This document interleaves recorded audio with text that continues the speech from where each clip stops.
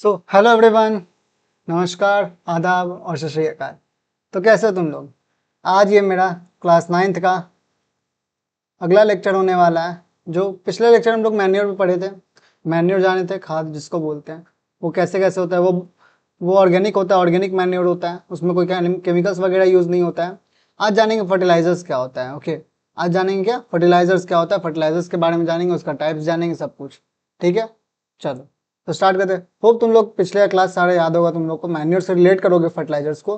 Manure और fertilisers बहुत different चीज़ नहीं है, बट तब भी डिफरेंट है। केमिकल कंपोजिशन अलग है। जो जिस तरीके से सॉइल को न्यूट्रिश करते हैं मैन्योर्स एंड फर्टिलाइजर्स, वो दोनों अलग तरीके हैं। ठीक है, बट आज हम फर्टिलाइजर्स को आज हम लोग अच्छे से देखेंगे। ठीक, चलो स्टार्ट करते हैं। Fertilizers provide plant nutrients commercially manufactured using chemicals. देखो प्लांट को न्यूट्रिएंट तो पहुंचाता है, सॉइल में न्यूट्रिएंट पहुंचाता है फर्टिलाइजर्स, बट वो कैसे? केमिकल्स के यूज से। और केमिकल्स कहाँ से? जो कॉमर्शियली मैन्युफैक्चर किया जाता है, केमिकल उसमें डाला जाता है उस तरीके से कि प्लांट को ये न्यूट्रिएंट जरूरत है तो यही न्यूट्रिएंट डालो और इसी तरीके से केमिकल बना के डालो। ठीक है, ये केमिकल बेस्ड है fertilizer. Fertilizer supply nitrogen. Fertilizer क्या सप्लाई करता है? नाइट्रोजन सप्लाई करता है, फॉस्फोरस एंड पोटेशियम। ये तीन न्यूट्रिएंट फर्टिलाइजर सप्लाई करता है, जो कि बहुत मेन अमाउंट है, ये समझो। ठीक है, फर्टिलाइजर्स को सप्लाई करने का बहुत मेन अमाउंट है ये, बहुत, जैसे क्या कहते हैं, बाकी सारे न्यूट्रिएंट एक तरफ और ये तीन न्यूट्रिएंट का अमाउंट एक तरफ। फर्टिलाइजर्स में यही तीनों का यूज सबसे ज्यादा किया जाता है। ठीक, fertilizers contain much higher amount of nutrients in comparison to the manures and are therefore used in very small quantities. देखो मैन्योर्स हम लोग पढ़े थे तो याद है, उसमें उसको बल्क क्वांटिटी में यूज किया जाता था। उसमें डिफरेंट डिफरेंट तरह के न्यूट्रिएंट्स पाए जाते थे, पर उनका क्वांटिटी बहुत कम होता था। क्यों? क्योंकि उसमें उसमें केमिकल कॉम्पोजिशन जो होता था, न्यूट्रिएंट कॉम्पोजिशन, वो डिफरेंट होता था, वो बहुत कम होता था। तो इसलिए हम लोग को बल्क अमाउंट में मैन्योर डालना पड़ता था। बट फर्टिलाइजर्स क्या होते हैं? केमिकली बनाए हुए न्यूट्रिएंट उसमें डाले हुए ही होते हैं, पर्टिकुलर न्यूट्रिएंट। मान लो अगर प्लांट को, सॉइल को नाइट्रोजन का जरूरत है, तो फर्टिलाइजर जो लाएंगे हम लोग नाइट्रोजन बेस्ड लाएंगे, जिससे क्या होगा? सॉइल को नाइट्रोजन का जरूरत पूरा हो जाएगा। तो हम लोग को ज़्यादा फर्टिलाइजर्स डालने की जरूरत नहीं होता है as compare to manure. Manure क्या होता है? बल्क अमाउंट में डाला जाता है, फर्टिलाइजर्स बल्क अमाउंट में नहीं डाला जाता है। ठीक है, सही बोल रहा है, इसीलिए फर्टिलाइजर्स को कम अमाउंट में यूज किया जाता है। देखो कंप्लीट फर्टिलाइजर मतलब कंप्लीट फर्टिलाइजर, जैसे हम क्या बोले, एक फर्टिलाइजर ऐसा होगा जिसका सिर्फ नाइट्रोजन का कमी पूरा कर रहा होगा सॉइल में। बट एक कंप्लीट फर्टिलाइजर क्या होगा? जो तीनों कमी पूरा कर रहा होगा, नाइट्रोजन का, फॉस्फोरस का, पोटेशियम का, ये तीनों कमी जो पूरा कर रहा होगा, ये इसको कंप्लीट फर्टिलाइजर कहेंगे हम लोग। Complete fertilizers in which contains all the three critical elements or minerals, जो कि क्या है? नाइट्रोजन है, फॉस्फोरस है एंड पोटेशियम है। क्या क्या है? नाइट्रोजन है, फॉस्फोरस एंड पोटेशियम है। These fertilizers may supply one or more nutrients. ये क्या करते हैं? सप्लाई कर सकते हैं एक या एक से ज्यादा न्यूट्रिएंट्स को। Chemically they may be inorganic compounds. देखो केमिकली अगर हम लोग बात करें तो वो इनऑर्गेनिक है। केमिकली क्या है? वो लोग इनऑर्गेनिक कंपाउंड्स है। बट जो जो कि जैसे कंपाउंड, जैसे यूरिया ऑर्गेनिक कंपाउंड है, जो हम लोग को ऑर्गेनिकली भी प्रोड्यूस होता है, ऑर्गेनिकली भी हम लोग उसको बनाते हैं यूरिया को।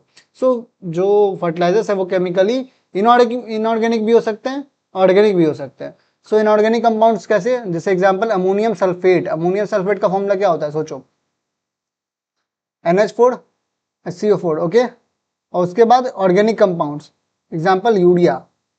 ठीक है, चलो जैसे ये देखो, ये फर्टिलाइजर, इसमें क्या है? इसमें नाइट्रोजन भी हो सकता है, पोटेशियम भी होता है। देखो यही तीनों का सबसे ज्यादा अमाउंट होता है। और जैसे कैल्शियम हो गया, मैग्नीशियम हो गया, जिंक हो गया, आयरन हो गया, सल्फर हो गया, क्लोरीन हो गया, सबका अमाउंट बहुत कम होता है फर्टिलाइजर्स में। फर्टिलाइजर्स मेनली यही तीनों कंपोजिशन से बना होता है, या तो नाइट्रोजन होगा, या फॉस्फोरस होगा, या पोटेशियम होगा, या फिर इनमें से कोई दो होगा, या तो इनमें से कोई तीनों हो सकता है। बेस्ड ऑन दैट बहुत टाइप के फर्टिलाइजर्स भी होते हैं, जो कि हम लोग आगे देखेंगे। पहले आगे बढ़ते इंट्रोडक्शन में। ठीक है, यहाँ तक समझ गए? कंप्लीट फर्टिलाइजर्स पढ़ लिए हम लोग।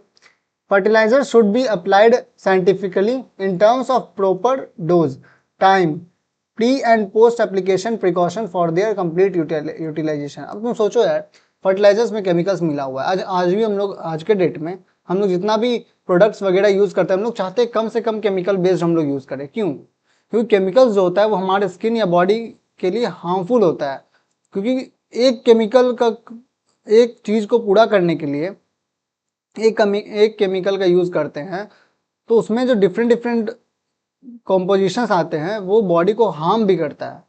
जैसे मान लो तुमको इस पेन का ज़रूरत है, बट तुमको इस पेन के साथ एक ऐसा कटर भी मिलेगा जो तुम्हारे हाथ को काट सकता है, तो तुमको कैसा लगेगा? तो तुम चाहोगे ना कि पेन से जितना बच सके उतना बचें, पेन का ज़रूरत जितना कम कर सके हम उतना कम करें। जैसे मान लो इस पेन के साथ हम क्या किए, तुमको पेन फ्री देंगे, ठीक है, तुमको हम पेन दे रहे हैं, तुमको पेन का ज़रूरत है, बट हम क्या करते हैं, इस पेन पर पूरा तुम शार्प ब्लेड्स लगा दे, तो तुम जब इससे लिखने जाओ तुम्हारा हाथ कटेगा। तो तुम चाहोगे कि हम कम से कम पेन का यूज़ करें। उसी तरह फर्टिलाइजर्स को यूज़ करने से पहले उसका डोज, उसका टाइम, कब यूज़ करना चाहिए, प्री एंड पोस्ट यूज़ करने से पहले का कंडीशन, बाद का कंडीशन, उसको यूज़ करने का प्रिकॉशन क्या क्या है, उसको किसी वेस्ट में यूज़ नहीं कर देना है, वो सारा कुछ ध्यान रख के हम लोग फर्टिलाइजर्स का यूज़ करेंगे, जिससे जो हार्मफुल हो, जो हार्म हो, वो कम से कम हो। ऐसा नहीं हो कि भाई हम लोग अगर लापरवाह हो जाएंगे तो हमारा जो हार्मफुल इफेक्ट होगा फर्टिलाइजर से वो बहुत ज़्यादा होगा। बट सिंस हम लोग थोड़ा प्रिकॉशंस लेके चलते हैं, तो इसलिए हम जो होने का चांसेस रहता है वो बहुत कम हो जाता है। ठीक, यही चीज़ देख के चल रहा है फर्टिलाइजर्स में। For example, sometimes due to excessive water, बहुत ज़्यादा पानी होने से fertilizers get washed away and do not get fully absorb by the plants. ऐसे मान लो फर्टिलाइजर तुम छीटे हो, ठीक है, तुम क्या किए, फर्टिलाइजर्स पूरे खेत में छीटे हो, और वहाँ पे बहुत ज़्यादा वर्षा हो गया या फिर तुम बहुत ज़्यादा इरिगेशन कर दिए, पानी डाल दिया खेत में, तो वहाँ क्या होगा, फर्टिलाइजर्स जो होगा वो पूरी तो ऑब्जॉर्ब नहीं हुआ है अभी तक प्लांट्स या सॉइल के द्वारा। अब वो क्या होगा, वो पानी के साथ वॉश अवे हो जाएगा, वो पानी के साथ चला जाएगा, और जब वो पानी के साथ जाने के बाद उसको कोई और जानवर पिएगा, या फिर वो कहीं और मिलके कहीं और यूज़ होगा, जैसे ह्यूमंस यूज़ करेंगे उसको, या फिर कोई एनिमल यूज़ करेगा, तो उसके हेल्थ के लिए खराब होगा वो चीज़। सो ही बोल रहा है, fertilizers generally get washed off through irrigation के द्वारा, rainfall as drainage and pollute rivers, lakes, streams, causing toxicity, algal bloom and eutrophication and disturbing the ecosystem। So ये पानी के साथ मिलकर कहाँ, नदी, रिवर्स, तालाब, ये सब में चले जाते हैं, और ये सब जैसे होम रिसोर्स में, होम यूज़ में भी आते हैं, होममेड यूज़ में। जैसे मान लो तुम टैप वाटर जो यूज़ करोगे बर्तन वगैरह धोने के लिए, उसमें भी यूज़ आएगा, तुम्हारा फर्टिलाइजर से कॉन्टैक्ट जो होगा बढ़ जाएगा। जब तुम लोग उस फल को खा रहे हो, मान लो तुम जो क्रॉप से अनाज जो उगा है, उसमें जो एक न्यूट्रिएंट तुम खा रहे हो वो न्यूट्रिएंट के फॉर्म में होगा, वो फूड के फॉर्म में होगा, वो ना कि सीधे फर्टिलाइजर तुमको दे रहा होगा। बट तुम सीधे फर्टिलाइजर जब तुम इंटेक करोगे, तुम्हारे बॉडी में सीधे फर्टिलाइजर के साथ केमिकल कंपाउंड जा रहा है, ये बात तुम समझो। ठीक, चलो अब आते हैं, the water of these water bodies become unfit for human. देखो ये वाटर बॉडी का क्या होता है, वाटर जो होता है अनफिट हो जाता है ह्यूमन के लिए, ह्यूमन कंजम्पशन, एंड इवन किस द एक्वेटिक एनिमल्स। देखो ये एक्वेटिक एनिमल्स तक को किल कर देता है, जिसमें वो रहते हैं पानी में, ये घुला और पानी के जानवरों को ये किल कर रहा है, और बाद में ह्यूमंस या फिर कोई और अदर एनिमल को भी हार्म करेगा। So chemical fertilizers must be use carefully and judiciously. ऐसा नहीं है कि भाई लिए जितना मन अमाउंट उतना डाल दिए, जैसे मन वैसे डाल रहे, नहीं, उसको यूज़ करने का प्रॉपर डोज, प्रॉपर टाइम, कब यूज़ करना चाहिए, कैसे यूज़ करना चाहिए, यूज़ करने से पहले कंडीशंस क्या होना चाहिए, यूज़ करने के बाद कंडीशंस क्या होना चाहिए, कैसे हम लोग बच सकते से ज़्यादा मैक्स टू मैक्स, वैसे हम लोग फर्टिलाइजर्स का यूज़ करते हैं। ठीक है, अब देखते हैं आगे टाइप्स ऑफ फर्टिलाइजर्स। ठीक, टाइप्स ऑफ फर्टिलाइजर्स, पहला नाइट्रोजनस फर्टिलाइजर। देखो नाम से पता चल रहा है, एक ऐसा फर्टिलाइजर जिसमें नाइट्रोजन जो न्यूट्रिएंट है, जो नाइट्रोजन एक न्यूट्रिएंट के तौर पे उसका अमाउंट सबसे ज़्यादा हो, ठीक है, उसी के बेस पे वो फर्टिलाइजर हो। So these fertilizer supply the macro nutrient nitrogen. ये क्या करते हैं, फर्टिलाइजर नाइट्रोजन को ज़्यादा सप्लाई करते हैं सॉइल या फिर प्लांट में as compare to other nutrient. इसमें ऐसा नहीं कि न्यूट्रिएंट अदर होते ही नहीं है, होते हैं, बट नाइट्रोजन जो होता है वो बहुत ज़्यादा अमाउंट में होता है। ठीक है, example of nitrogenous fertilizer are urea, जो कि क्या है CuNH2 होल ट्वाइस। देखो इसमें कार्बन भी है और ऑक्सीजन भी है, ये भी देगा वो सॉइल को, ये भी प्लांट को देगा, बट जो नाइट्रोजन होगा वो बहुत ज़्यादा अमाउंट में मिलेगा as compare to carbon, oxygen and hydrogen. उसी तरह अमोनियम सल्फेट NH4 देखो ये भी, इसमें नाइट्रोजन सबसे ज़्यादा अमाउंट में मिलेगा, जबकि सल्फर भी है इसमें, ऑक्सीजन भी है इसमें। बात समझ में आ रहा है, ऐसा नहीं कि अदर न्यूट्रिएंट्स होंगे नहीं, होंगे, बट जो सबसे ज़्यादा मिलेगा प्लांट्स को, सॉइल को, वो क्या होगा, नाइट्रोजन मिलेगा। ठीक है, उसी तरह अगला एग्जांपल है calcium ammonium nitrate, sodium nitrate, ammonium nitrate. ठीक है, चलो देखो इसी तरह का फर्टिलाइजर दिखता है, छोटा छोटा बीज के फॉर्म में होता है, दाना के फॉर्म में होता है, इसी तरह फर्टिलाइजर दिखता है। ठीक, phosphatic fertilizer, so phosphatic fertilizer क्या हुआ, they are the source of macronutrient phosphorus. ये सब क्या देते हैं, प्लांट से सॉइल को फास्फोरस देते हैं। इनके एग्जांपल्स क्या हुआ, single super phosphate, triple super phosphate और डाई कैल्शियम सुपर फॉस्फेट। इसका मॉलिक्यूलर फॉर्मूला तुम लोग को नहीं पढ़ना है अभी, क्यों, क्योंकि इसका मॉलिक्यूलर फॉर्मूला थोड़ा कॉम्प्लेक्स हो जाता है as compare to other nitrogenous fertilizers. तो समझ में ना, फर्टिलाइजर ऐसा नहीं कि सिर्फ नाइट्रोजन ही देगा, ये सिर्फ फॉस्फोरस ही देगा, बट वो अदर भी देगा, बट बहुत ज़्यादा अमाउंट में क्या देगा, नाइट्रोजन देगा, बहुत ज़्यादा अमाउंट में फॉस्फोरस देगा, या बहुत ज़्यादा अमाउंट में पोटेशियम देगा। ठीक है, थर्ड टाइप पे आता है potassic fertilizers. These fertilizers supply potassium, potassium देते हैं, which is one of the essential macronutrient of the plant. Macronutrient जो प्लांट को रिक्वायर्ड होता है उसमें सबसे one of the most essential, ये उनमें से सबसे इसेंशियल न्यूट्रिएंट समझो क्या, potassium. Example of potassic fertilizers are muriate of potash और potassium chloride, potassium chloride KCl, ठीक है। पोटेशियम सल्फेट हो गया K2SO4, पोटेशियम नाइट्रेट हो गया KNO3। देखो KNO3 में नाइट्रोजन भी मिल रहा है, बट नाइट्रोजन का अमाउंट यहाँ में बहुत कम होगा as compare to potassium, potassium यहाँ पे ज़्यादा मिलेगा, सॉइल ज़्यादा अब्जॉर्ब करेगा यहाँ से पोटेशियम, ठीक है। सो अब आता है अगले पे, कॉम्प्लेक्स फर्टिलाइजर। कॉम्प्लेक्स फर्टिलाइजर क्या, when a fertilizers contain at least two और मोर न्यूट्रिएंट। कॉम्प्लेक्स फर्टिलाइजर क्या हुआ, दो या फिर दो से ज़्यादा न्यूट्रिएंट रखते हैं, तो उनको क्या कहते हैं, कॉम्प्लेक्स फर्टिलाइजर। जैसे नाइट्रोजन हो गया, इसमें देखो नाइट्रोजन N के फॉर्म में है प्रेजेंट, P2O5 एंड K2O, ये तीनों पोटेशियम फॉस्फोरस एंड नाइट्रोजन तीनों प्रेजेंट है, it is called complex fertilizer. समझ में आ गया। एग्जाम्पल ऑफ कॉम्प्लेक्स फर्टिलाइजर है नाइट्रोफॉस्फेट, देखो यहाँ नाइट्रोजन भी है नाइट्रो में, और फॉस्फेट में फॉस्फोरस भी है। अमोनियम फॉस्फेट, अमोनियम में NH4 होता है फॉर्मूला, तो अमोनियम में नाइट्रोजन भी आया, फॉस्फेट से फॉस्फोरस भी आ गया, ठीक है। यूरिया अमोनियम फॉस्फेट, देखो अमोनियम भी आ गया NH4 में नाइट्रोजन, और फॉस्फेट में फॉस्फोरस आ गया। सो बात समझ में आया यहाँ तक तुम लोगों को, बात समझ में आ गया। 4 टाइप ऑफ फर्टिलाइजर्स देख लिए तुम लोग। चलो देखते हैं 500 तरह का फर्टिलाइजर, जो कि देखो फर्टिलाइजर हम लोग जान रहे हैं केमिकली बेस्ड होता है, मैन्युफैक्चर्ड होता है, लेकिन बायो फर्टिलाइजर से एक अलग चीज हुआ। जैसे कैसे, बायो फर्टिलाइजर्स क्या हुआ, organisms which enrich the soil, जो क्या करते हैं, सॉइल को इनरिच करते हैं, वो फर्टिलाइजर सब मिनरल भी करते हैं, ठीक है, with nutrients are called bio fertilizer. तो बायो फर्टिलाइजर से क्या खास हुआ, इसमें हम लोग ऑर्गेनिज्म्स का यूज करते हैं। मैन्योर क्या हुआ, खाद का हम लोग मिट्टी का यूज करते हैं, या फिर डिफरेंट कंपोजिट वेस्ट का यूज करते हैं, डंप किया हुआ वेस्ट को उसको सड़ा के उसको गला के उससे हम लोग मैन्योर बनाते हैं, ठीक है। बट फर्टिलाइजर्स में क्या करते हैं, उसमें हम लोग केमिकली एडेड कंपाउंड, केमिकली हम लोग फर्टिलाइजर्स को मैन्युफैक्चर करते हैं और तब यूज करते हैं प्लांट में। बट बायो फर्टिलाइजर क्या हुआ, ऑर्गेनिज्म को हम लोग यूज करते हैं, किसको, ऑर्गेनिज्म को हम लोग यूज करते हैं, जो कि सॉइल के न्यूट्रिएंट को एनरिच करता है, वापस से सॉइल में न्यूट्रिएंट डालता है, उसको क्या कहते हैं, bio fertilizer. So bio fertilizers are use for the specific crop plants.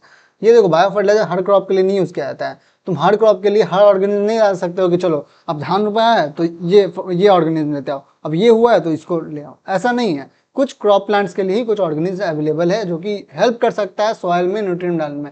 अगर हर के लिए होने लगे कि हर पौधा के लिए हर एक अलग ऑर्गेनिज्म, तो हो सकता है कोई नुकसान भी दे, ऐसा नहीं कि नुकसान नहीं देगा, ठीक है। So bio fertilizers are use for the specific crop plants such as pulses, दाल वगैरह जो प्लांट होता है, जो दाल बेस्ड होता है उन पे, लेग्यूम्स हम लोग आगे पढ़ेंगे, ऑयल सीड्स एंड राइस, ये सब बेस्ड जो भी प्लांट्स या क्रॉप प्लांट्स हैं उनमें यूज होता है bio fertilizers. So bio fertilizers are renewable, देखो ऑर्गेनिज्म का हम लोग यूज कर रहे हैं, सो ऑर्गेनिज्म जब तक जिंदा रहेगा अपना रहेगा, वरना मर जाएगा। सो हम लोग बायो फर्टिलाइजर्स को बार बार रिन्यू कर सकते हो, क्योंकि देखो जो ऑर्गेनिज्म होगा वो रिप्रोड्यूस भी करेगा, वो अपना जनसंख्या बढ़ाएगा भी। सो बढ़ाएगा, अगर कोई जनसंख्या मर भी गया है पहले वाला, तो जो बढ़ा है जनसंख्या उसको हम लोग फिर से वापस से यूज कर सकते हैं। वो ऐसा नहीं कि थोड़ी एक बार में खत्म हो जाएगा, केमिकल फर्टिलाइजर थोड़ी हुआ कि एक बार डालो तो खत्म हो गया, नाइट्रोजन वो पूरा अब्जॉर्ब कर चुका है, वो तुम दोबारा खेत में अगर जाने जाओगे तो नाइट्रोजन तुमको वापस डालना होगा। सही बात है, ये रिन्यूएबल है, नॉन पॉल्यूटेंट सोर्स, सबसे बड़ा बात तो ये पॉल्यूशन नहीं देता है। ऑर्गेनिज्म क्या पॉल्यूशन देगा बताओ, जो वो लोग एक्सक्रीट निकालेगा वो भी सॉइल में जाना है, जो वो लोग खाएगा वो भी सॉइल में ही खाएगा, कहाँ से खाएगा, सॉइल से ही खाएगा, उनको सॉइल से ही मतलब है। Of plant nutrient such as nitrogen, ये क्या कहते हैं, नॉन पॉल्यूटेंट सोर्सेज है प्लांट न्यूट्रिएंट का, ठीक है। नाइट्रोजन फिक्सिंग माइक्रो ऑर्गेनिज्म, देखो कुछ ऐसे माइक्रो ऑर्गेनिज्म होते हैं जो कि नाइट्रोजन फिक्सेशन करते हैं, कहाँ, root nodules of the plant में। कैसे, देखो that is non symbiotic and symbiotic cyanobacteria and phosphate solubilizing micro organism are the main type of bio fertilizers that are being used in India. India में क्या use होता है, देखो non symbiotic and symbiotic cyanobacteria, ठीक है, ये दोनों मिलकर क्या करते हैं, और phosphate solubilizing micro organism are the main type of bio fertilizers. देखो ये सब main type of bio fertilizer, इसका एग्जांपल हम लोग आगे देखते हैं। देखो यहाँ पे एग्जांपल दिया है, recently two bio fertilizers namely rhizobium. Rhizobium क्या एक बायो फर्टिलाइजर्स है, cultured and blue green algae. Blue green algae भी तुम लोग सुने होंगे। सो ब्लू ग्रीन एल्गी भी एक bio fertilizer such as anabaena and nostoc, ये दोनों ब्लू ग्रीन एल्गी का एग्जाम्पल्स है। ब्लू ग्रीन एल्गी क्या हुआ, ये एक डाइवर्सिफिकेशन है प्लांट्स का, ठीक है, जैसे कैसे एनिमल्स को बांटा गया है, चिड़िया जानवर इस तरीके से, उसी तरह प्लांट्स में बांटा गया। तो ब्लू ग्रीन एल्गी एक तरह का प्लांट है जो कि क्या है, बायो फर्टिलाइजर्स यूज करता है जैसे एनाबेना और नॉस्टॉक, ठीक है। Have gained popularity against farmer cultivating pulses, legumes, oil seeds and wetland rice. देखो जो भी फार्मर्स, दाल हो गया, दाल से रिलेटेड, लेग्यूम से रिलेटेड, या फिर ऑयल सीड से रिलेटेड, जैसे मस्टर्ड ऑयल हो गया, कस्टर्ड ऑयल हो गया, ये सब के ऑयल सीड से रिलेटेड, एंड वेटलैंड राइस, इनसे रिलेटेड जो भी खेती करते फार्मर्स, वो लोग अब फर्टिलाइजर्स एंड मैन्यूर्स का ज़्यादा यूज छोड़ रहे हैं एज कम्पेयर टू वो लोग बायो फर्टिलाइजर्स अब यूज़ कर रहे हैं। बात समझ में आ गया, चलो ठीक। अब आगे आते हैं अगला नेक्स्ट और लास्ट टाइप, माइक्रोरीजिया। माइक्रोरीजिया क्या होता है, mycorrhizae is a symbiotic, symbiotic या म्यूचुअलिस्टिक। देखो सिम्बायोटिक मतलब क्या हुआ यार, एक दूसरे से म्यूचुअल रिश्ता होना।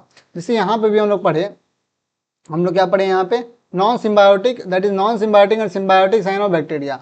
नॉन सिम्बायोटिक मतलब क्या हुआ, जो कि एक, जैसे एक ऑर्गेनिज्म, जैसे मान लो मेरा और तुम्हारा रिश्ता हुआ, क्या हुआ, टीचर स्टूडेंट का मान लो, ठीक है, तो हमारा एक रिश्ता, हमारा एक लिमिट भी है, एंड हमारा एक हेल्प करने का तरीका भी होगा। मान लो तो तुमको कोई दिक्कत होगा तो हम हेल्प करेंगे, हमको कुछ दिक्कत होगा तो तुम, वो एक तरह का टीचर स्टूडेंट का वो रिलेशनशिप बैठा है। उसी तरह सिम्बायोटिक बैक्टीरिया क्या हुआ, सिम्बायोटिक बैक्टीरिया वैसा बैक्टीरिया हुआ जो कि प्लांट्स के साथ एक रिलेशन बैठाता है, जिसमें वो एक दूसरे को हेल्प करते हैं एक दोनों, ठीक है। सो वही बोल रहा है, mycorrhizae is symbiotic mutualistic, mutualistic मतलब दोनों तरफ से, association of certain fungi with roots of higher plant. Roots of higher plant के साथ क्या होता है, फंगाई जो होते हैं, वो फंजाई जो जुड़ जाते हैं और वो सिम्बायोटिक रिलेशनशिप दिखाते हैं, मतलब म्यूचुअलिस्टिक रिलेशनशिप दिखाते हैं, मतलब दोनों तरफ से दोनों काम। अगर मान लो एक हेल्प कर रहा है फूड से, तो एक हेल्प करेगा प्रोटेक्शन से, अगर एक तुमको कुछ और दे रहा है तो एक दूसरा कोई और कुछ और देगा। सो इस तरीके से सिम्बायोटिक रिलेशन बैठाते हैं अपने बीच।